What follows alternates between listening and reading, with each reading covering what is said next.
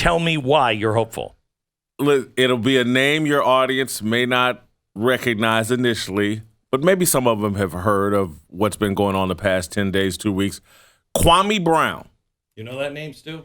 Kwame Brown. Oh, yeah. Oh, you're paying attention. Yes. Yeah. Well, first of all, I know him from back in the basketball days, but also he's been mixing it up quite a bit lately. He's incredible, and he's a bolt of lightning. He's former number 1 draft pick in 2001 in the NBA, drafted by the Washington Wizards on those on the team that Jordan played 2 years for the Wizards. Oh, see, he's saying this for me and about half of the women that are listening. Yeah, and the audience. But, and so Kwame's reputation in the media has been that he was a bust, that he didn't work out, and he's been kind of a laughingstock for 20 years. There's another narrative and a more truthful narrative. The guy's not a bust, that Michael Jordan actually didn't want him on the Wizards and kind of sabotaged his development early those first 2 years. And so, but Kwame is fed up. And so he attacked. So he's never really spoken out about this before? Okay. Never. No, I mean, I guess he had been doing a little YouTube page for about a year, but not really addressing this and not addressing it as passionately and as aggressively as he has over the past 2 weeks. But he started attacking these two guys, Steven Jackson and Matt Barnes, who joked about him on their podcast in the past 2 weeks, and basically continuing the narrative of this guy's a bust and a failure. So any jokes that were beyond what had always been said, or just the same? Okay. This was the tipping point. Okay. And the tipping point really is, and people haven't talked about this, Kwame has a 16-year-old son who I think is a sports fan and a bit of an athlete. And Kwame's like, hey, man, y'all can't just talk about me like this, and my son's listening. My daughter's listening. It's undermining my effectiveness as a dad. I'm not going to be a laughingstock forever and just a punching bag for you guys forever. But he's basically gone after Steven Jackson and Matt Barnes in the most aggressive. It's profane. It's in your face. He punked these guys, made them apologize. Then Charlemagne the God, the radio host, The Breakfast Club that's popular, he jumps in and tries to defend Matt Barnes. Kwame Brown goes after Charlemagne the God. But just more important than these individual beefs, Kwame is expressing a message about and redefining manhood. And it's a message specifically for black people, but it's for everybody's attracted to it. It's about masculinity. It's about what really is being a good father and a good representation in the media. This does not sound woke. No, he is. That's the other. He's not remotely woke. He's actually on the other side. Huge fan of Thomas Sowell. Huge fan of Larry Elder. Defended Candace Owens publicly. He's unpacking these bigger ideas and about changing this very negative culture that has been defined for black people and we've embraced. And black people are loving it. They're running towards him. He's not being called an Uncle Tom, a coon. He's not being called a sellout. They're saying, yes, we've been waiting on someone to say this and represent this in a way that we believe in. And so this guy has gone from 10,000 YouTube subscribers to 250,000 in 10 days. Wow. 10,000 Instagram followers to 175,000 in 10 days. People are running to Kwame Brown, and everybody in the black internet space is talking about him and having a reaction, and there's been nothing but support. And what he's opening the door, even though, again, it's profane, it's not. You know, look, I have to tell you something.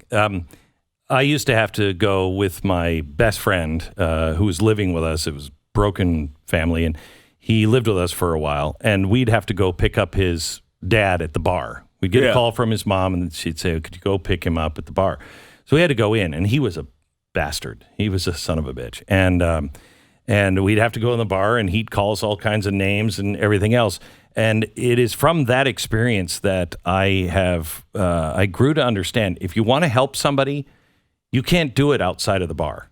You have to be in the bar. You have to be, and you can't even do it in the bar if you're in there going, and Jesus says you shouldn't drink on Sundays. No, they're not going to listen to you. You have to meet people where they are. And he is meeting people exactly where they are, and he's representing working class people of all races. He's not an elite. He is the opposite. He's a plebe. He's anti-elite. And there's another version of Kwame Brown that's having amazing success in the internet, YouTube, Instagram space, a guy named Kevin Samuels. He's not an athlete. He's a former businessman who's an image consultant, and he's in a suit and tie and saying really the exact same things as Kwame, but he's saying it like he's a college professor or he's some suited up businessman, and he's having incredible impact with black people. He's a religious guy, member of a church, deacon in a church, and he and Kwame they're not working together, but they are working together, and they're reaching a massive audience and opening the doors for people like me and others to come in behind and add our take and spin without being cast out as like, oh my God, you're not really for black people.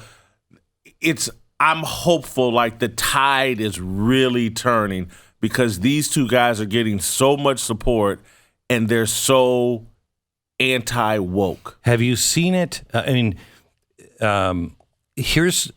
see people wake up, but they wake up like this. Look, I mean, what you're saying, I'm with you. You're exactly right. It's crazy. It's getting really crazy. Why are you whispering to me? I don't want anybody to hear me. I'm seeing people wake up, but they're not willing to stand up. That's not help. That's not help. Are you seeing people actually stand up and clarify why this is right? I'll just say this from what I'm seeing on the internet, people's comments over Instagram, over YouTube, or what they're not whispering it. They are shouting, hallelujah, thank God. Protect Kwame at all costs. Kevin Samuels is doing the right thing. It's an passionate, like, we've been waiting for this type of content and this type of representation in the media space. And I'm seeing NBA players, prominent NBA players, jump behind and support Kwame. And I see Kenyon Martin's another former number one draft pick. He's got some podcast. He offered great support of Kwame Brown. I've heard from Hall of Fame NBA players personally who have called, man, are you watching what Kwame's doing? This is great. And he's, because look, like the Steven Jackson guy is connected to George Floyd. He's had a relationship with him through childhood, and part of his brand went up in George Floyd's death. He gained some more popularity. I know Steven Jackson personally. I know Matt Barnes personally. They used to come on my TV show on Speak for Yourself. Steven Jackson's well-intentioned but misguided. Matt Barnes is an idiot. And Kwame has called him out in ways that, I don't know if he'll ever recover from. He calls him Becky with the good hair. I'm not sure Matt Barnes is going to recover from that. But they have basically done this podcast where they're in their 40s. They're acting like they're still gangster tough guys who block. And Kwame's like, hey, man, y'all grown men. Why are y'all portraying to young people that this gangster lifestyle and mentality is the way for us to go? And people, it's like their show has been popular, but everybody can spot the ignorance of what they're doing, the degeneracy of what they're promoting, and people are glad it's being called out and saying, look, there's a better way to represent us.